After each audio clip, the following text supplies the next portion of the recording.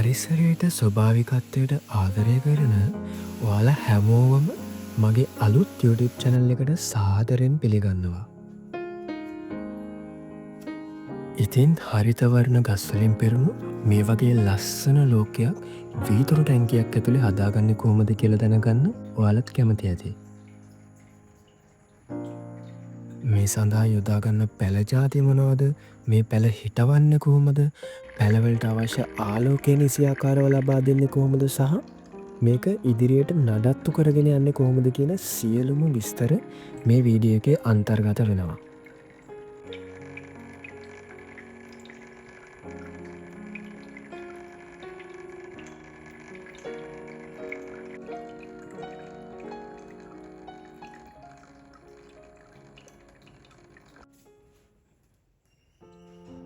මෙන්න මේ වගේ සාමාන්‍යයෙන් ටිකක් උස ටැංකියක් තිබ්බොත් මේ වැඩේට ගොඩාක්ම සුදුසුයි.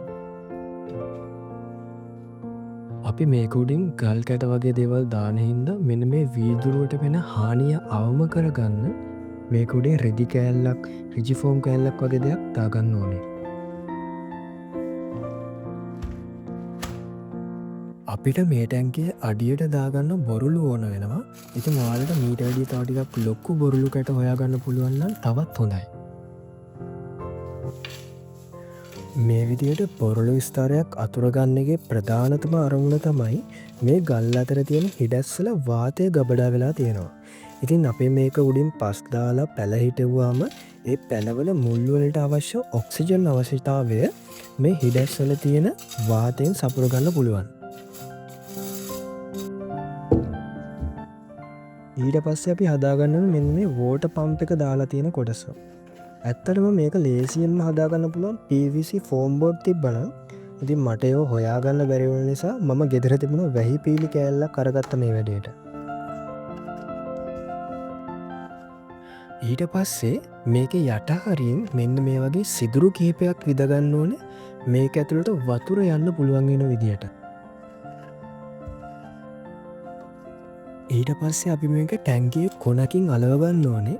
ඔයාලා හදන ඩිසයින් එක අනුව මේක කොහෙන්ද තියන්නේ කියන එක වෙනස් වෙනවා.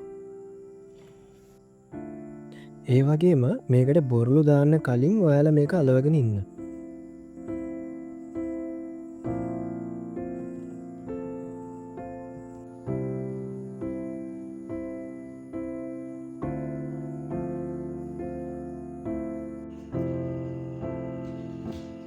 ඔන්න ඉතින් දැන් තමයි මේක තියෙන අමාරුම වැඩේ කරන්න තියෙන්නේ.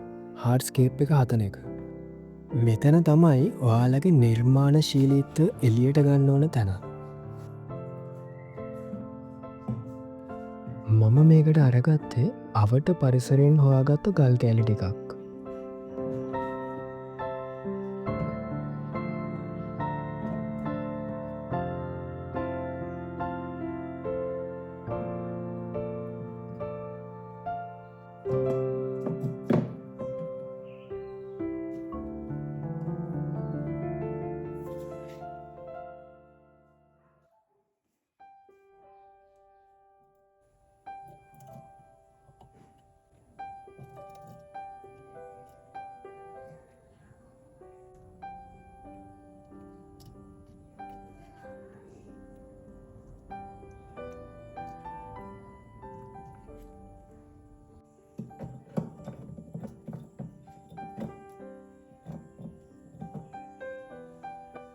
මේ විදියට පුළුන් උඩට සුපර්ග්ලූ දාලා ඇලෙව්වාම එතන හොඳ ශක්තිමත්ව අලවගන්න පුළුවන්.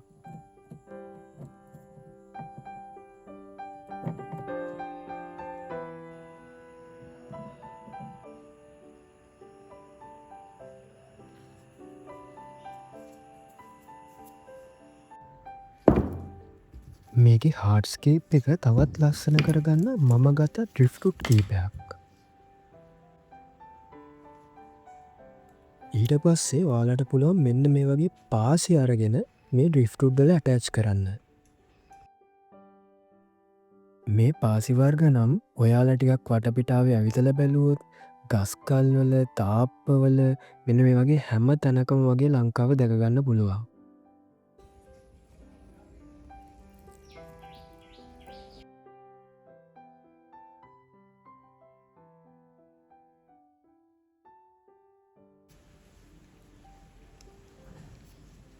දැන් අපිට මේක නූල් භාවිත කරලා ගැට ගහගන්න පුළුවන්. නූල් අරගත්තේ සුදු පාට වගේ නූල් ගන්න එපා. මොකද ගැට ගැහුවාම ඒවා හොඳට පේනවා. ඒ නිසා ටිකක් තද පාට නූල් අරගන්න.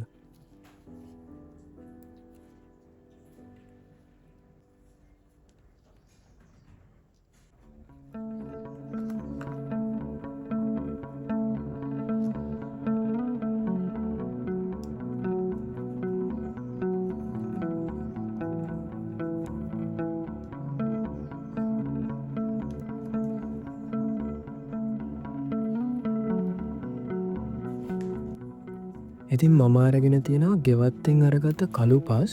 මේකට වැලි අනම්මනම් මොකුත් මිශ්‍ර කරලා නැහැ.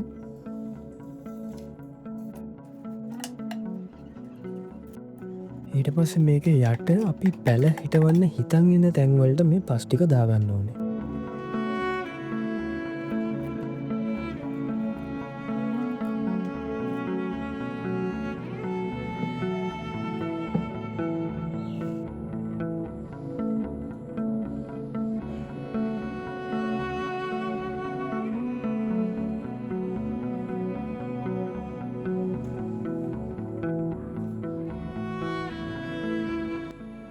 ඉතින් ඔයාලා හාර්ඩ්ස්කේප් එක හදත්තේ මේ ඩ්‍රිෆ්ටුට් ගල් කෑලි වගේවා හොඳට හයිවෙන්න අලවන්න. නැත්තම් මේක හදලා ඉවරුණාට පස්සේ මේක කඩාගෙන වැටෙන්න පුළුවන්. ඉතින් දැන් මම මේ කරන්න හදන්නේ මේ ගල් අතර තියෙන පොඩි පොඩි හිඩැස් ටික වහලා උඩ ඉඳන් පල්ලෙහාට වතුර ගලාගෙන එන පාත් එක හදන එක. මේක කරද්දී අනිවාර්යෙන්ම මැටි පස් එක්ක සිලිකන් ගම් මිශ්‍ර කරලා මෙන්න මේ වගේ මිශ්‍රණයක් හදාගන්න ඕනේ.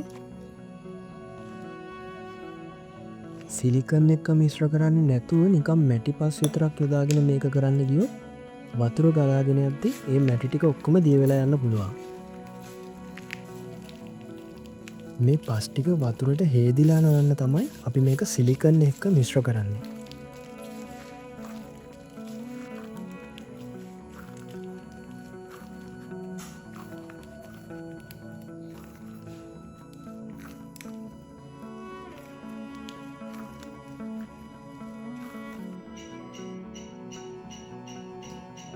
මම මේක මුලින්ම කරද්දී සිලිකන් එක මිශ්‍ර කරන්නේ නැතුව තමයි කරේ. ඉතින් ඔයාලා එහෙම කරන්නේ නැතුව අනිවාර්යෙන්ම සිලිකන් එක්ක මිශ්‍ර කරලා මේක කරන්න.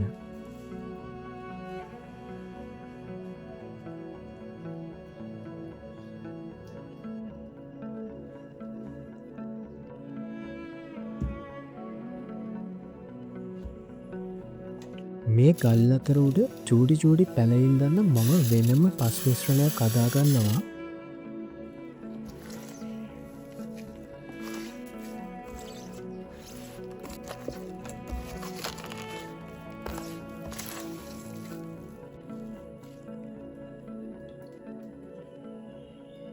ඉතින් මේ පස් මෙහෙම තියාගත්ති වතුර ගලාගෙන යන තැන්වල වැඩි තියන්න යන්න එපා.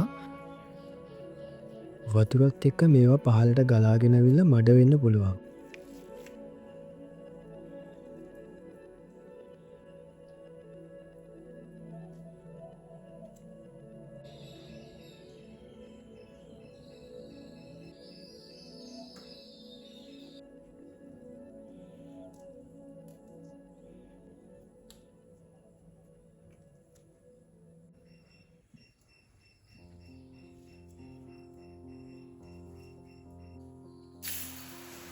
ඒ විදියට හාර්ඩ්ස්කේප් එකේ වැඩත් ඉවරුණාට පස්සේ අපිට තියෙන්නේ පැල ටික ඉඳගන්න. ඉතින් පැල ටික ඉඳන කලින් මේ විදියට මේකට වතුර ටිකක් ස්ප්‍රේ කරලා පොඩ්ඩක් මේක තෙත ගතියට තියාගන්න. එතකොට අපේ වැඩේ කරන්න තවත් ලේසි.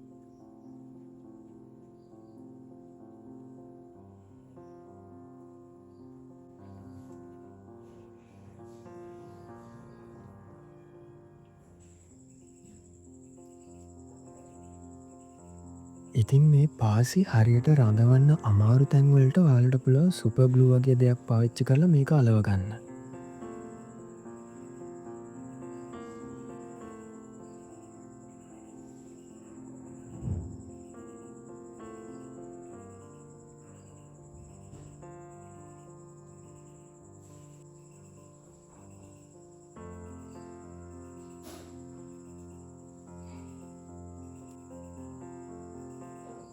මේ තියෙන්නේ චූටි බර්ඩ් නෙස්ට් පැලයක්. ඉතින් මේක ගොඩක්ම කුඩා පැලයක්. සාමාන්‍යයෙන් මේ ජාතියේ පැල විශාල පඳුරු විදියට තමයි වර්ධනය වෙන්නේ. ඒ වගේම මේක හදන්න විශේෂ පස්මාද්‍යයක් අවශ්‍ය වෙන්නේ නැහැ. ගස්වල අත්තු තාප්ප වගේ තැන්වල මේක ලේසියෙන්ම වර්ධනය වෙනවා.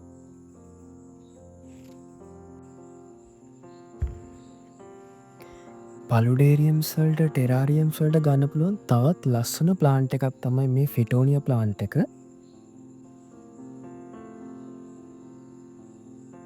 ඉතින් මේක හිටවල නම් අපි පස් ටිකක් දාලා තමයි හිටවන්න ඕනේ. ඒ වගේම පලුඩේරියම් එකක වගේ මේ වගේ ප්ලාන්ට් එකක් ඉඳද්දි සැලකිලිමත් වෙන්න ඕනේ. වැඩි වතුර රැඳෙන්නේ නැති තැනක මේවා ඉඳන්න. මොකද වතුර රැඳිලා තිබ්බොත් මේවල මුල් ඉක්මනින් කුණු වෙලා යන්න පුළුවන්. මේ තියෙන්නේ ලුට්විජියා සුපර් රෙඩ් කියන ප්ලාන්ට් එක. මේක ජලජ ශාකයක්. ඒ වගේම වතුරෙන් උඩත් ලස්සනට හදන්න පුළුවන්. ඉතින් මේ වගේ එකක් හදද්දී අපිට වෙනම කඩවල් වලින් පැල ගන්න ඕන වෙන්නේ නැහැ. මොකද මේ අවට පරිසරයේ ගෙවත්තේ තියෙන ලස්සන චූටි පැල එකතු කරලා අපිට ලස්සන වැඩක් කරගන්න පුළුවන්. ඇත්තටම මමත් මේ වැඩේට සම්පූර්ණයෙන්ම අරගත්තේ මම කලින් මගේ ගෙවත්තේ පැල කරලා තියච්ච පැල වර්ග කීපයක් සහ අවට පරිසරයෙන් එකතු කරගත්ත ලස්සන පැල කීපයක් විතරයි.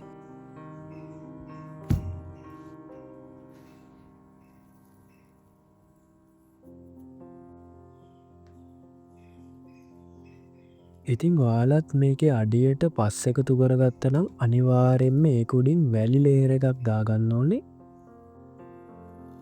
මොකද නැත්තම් මේකේ වතුර බින්දු වැටෙද්දි අනිවාර්යෙන් මේක මඩ වෙලා යනවා. ඉතින් මඩ වෙන එක වළක්වන්න තමයි අපි වැලි ලේයර් එකක් දාන්නේ.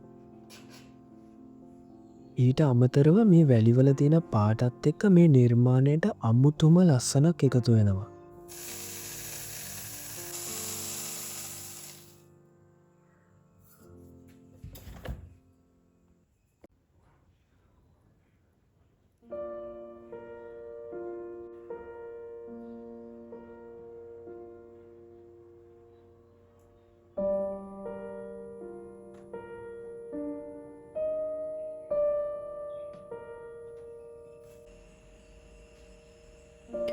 මේ තියෙන්නේ වතුර ඇතුලේ හැදෙන මොස් එකක් වෙන පීකොක් මොස් කියන මොස් වර්ගය.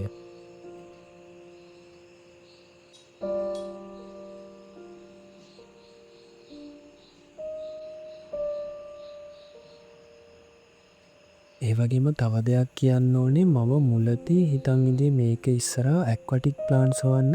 ඒකින්ද මම මේක ඉස්සරහට පස් දාලා තිබ්බා. ඉතින් ඇක්වටික් ප්ලාන්ට්ස් හිටවුවා මෙන්න මේ වගේ පෙනුමක් තමයි ආවේ. ඉතින් ඊට වැඩිය මට හිතුණා ප්ලාන්ට්ස් නැතුව වැලි විතරක් තිබ්බනම් ඊට වැඩිය ලස්සනයි කියලා.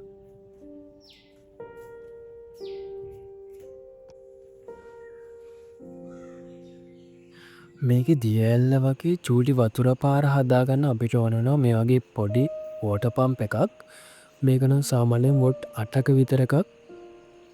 සාමාන්‍යයෙන් වතුර උඩට අදින්න ඕන වෙන උස ප්‍රමාණය අනුව තමයි මේ වෝටර් පම්ප් එකේ පවර් එක තීරණය කරන්නේ. ඉතින් මගේ ටැංකිය සාමාන්‍යයෙන් සෙන්ටිමීටර් 50ක් වගේ තමයි උස.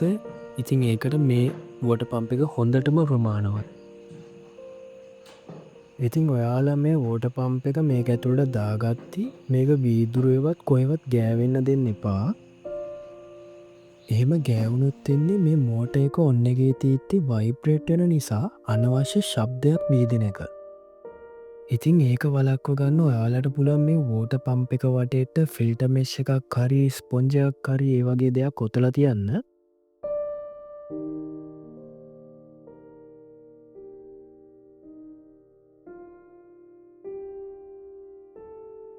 ඉතින් මේ ඔක්කොම සෙටප් කරගත්තට පස්සේ අපිට තියෙන දැන් වතුර පුරව ගන්න.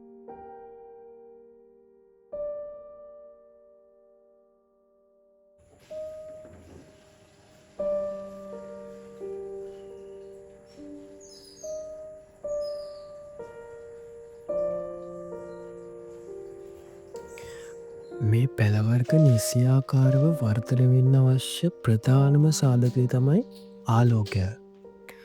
ඉතින් මම දැනට මේකට පාවිච්චි කරලා තියන්නේ වොට් 12 කෙල්වින් 6500 කෙලියක් තියෙන ගෙවල්වල සාමාන්‍යයෙන් භාවිතා වෙන LED ලයිට් එකක් සහ වොට් 7ක ස්පොට් ලයිට් එකක්.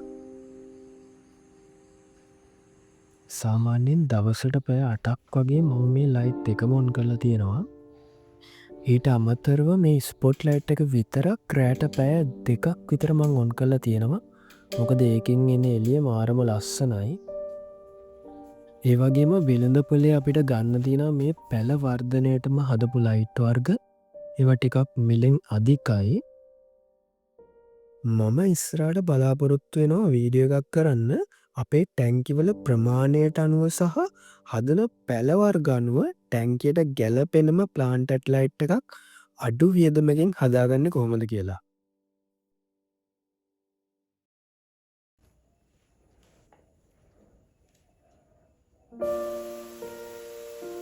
ඉතින් මේක හදලා සති 3කට වගේ පස්සේ මෙන්න මේ විදියට තමයි පේන්න තියෙන්නේ.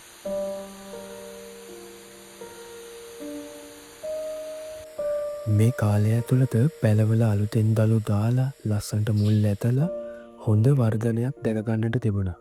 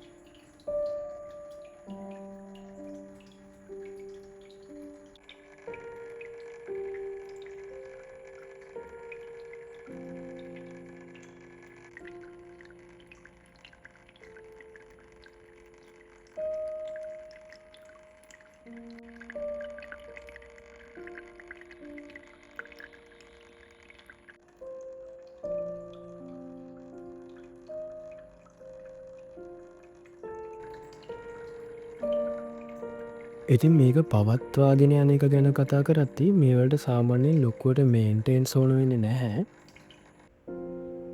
පැල හොඳටම වර්ධනය වෙලා අතු ටිකක් දික් වුණාට පස්සේ මෙන්න මේ විදියට කපලා ඉවත් කරන්න පුළුවන්. ඔයාලට ඕනේ නම් මේ කපන අතු ආයෙම තැන් තැන් වල ඉඳන්නත් පුළුවන්. ඒ වගේම ලයිට් එක දවසට අනිවාර්යෙන් පැය 8ක් 10ක් 12ක් වගේ දාලා දෙන්න ඕනේ. ඉතින් මේ පැලවල තෙතමනේ නැති වෙලා වේලෙන්න දෙන්නත් එපා.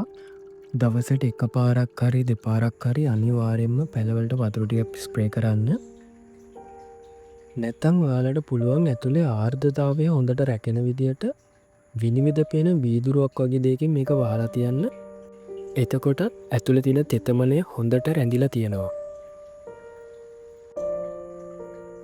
ඉතින් මේ වීඩියෝ එක හොඳ නම් මගේ channel එක subscribe කරලා තියාගන්න. ඒ වගේම වීඩියෝ එකේ තියෙන අඩුපාඩු ඔයාලට තියෙන ප්‍රශ්න මොනවා හරි තියෙනවා නම් අනිවාර්යෙන් comment එකක් දාන්න. වීඩියෝ එකට like කරන්නත් අමතක කරන්න එපා. ඒ වගේම මම description එකේ දාලා තියෙනවා මගේ YouTube, Instagram, Facebook link. ඒවලට කියලා follow පාරක් දාන්න. එහෙනම් බොහොම ස්තුතියි මේ වීඩියෝ එක ඉවර වෙනකම් බැලුවට. ඉස්සරහට තවත් ලස්සන වීඩියෝ ටිකකින් මුණ ගැහමු.